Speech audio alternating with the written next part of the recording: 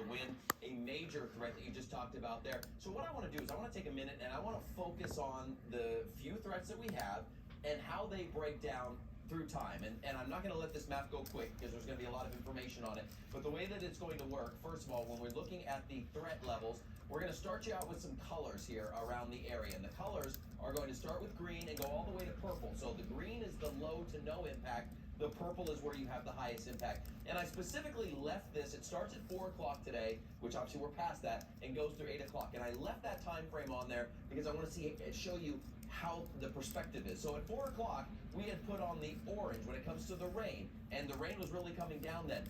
Now and through about midnight or so, we have the highest impact that we are going to see when it comes to the rain. Once we get past midnight, we're going to drop that down to, say, minor, with the minor when it comes to rain with the yellow. We get a green, practically no impact with rain at 4 in the morning, with a little bit of a minor tick up here at 7 or 8 o'clock with just a wave that's going to cut through. But generally speaking, once we get past midnight, our impacts from the rain is gone. Now, when we're talking about the wind, and Andrew just broke that down for you, this is a big threat. We were at moderate earlier. We're going to say high impact now after midnight, through probably 1 or 2 in the morning, depending on where you are.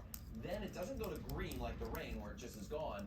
It's breezy tomorrow. There'll be a little bit of a lull tomorrow morning, and then it's going to be a breezy day as we roll into the afternoon tomorrow. Let's talk about the flooding threat. We're really starting to see the flooding ramp up. So we had it as the moderate impact here at 4 o'clock. That is now by far, we are in the highest part of that for the local flooding, meaning it's raining and it's flooding. You saw the video, the car driving through that. But notice what we've done. We've kept it into the high impact all the way through tomorrow morning.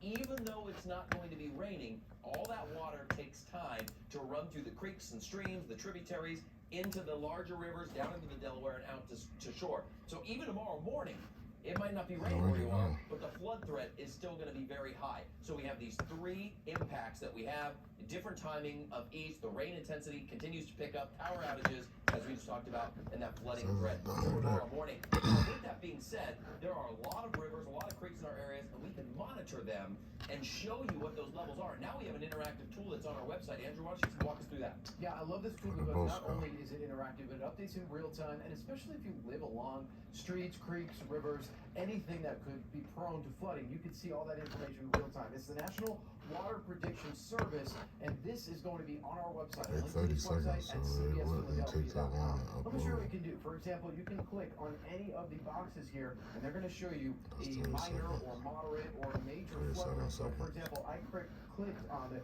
Chester Creek near Chester, and it actually shows you here that right now we're looking at a potential by midnight of not just moderate flooding, which would be about 13 feet, maybe close to major, which is about 14. If you hit full information,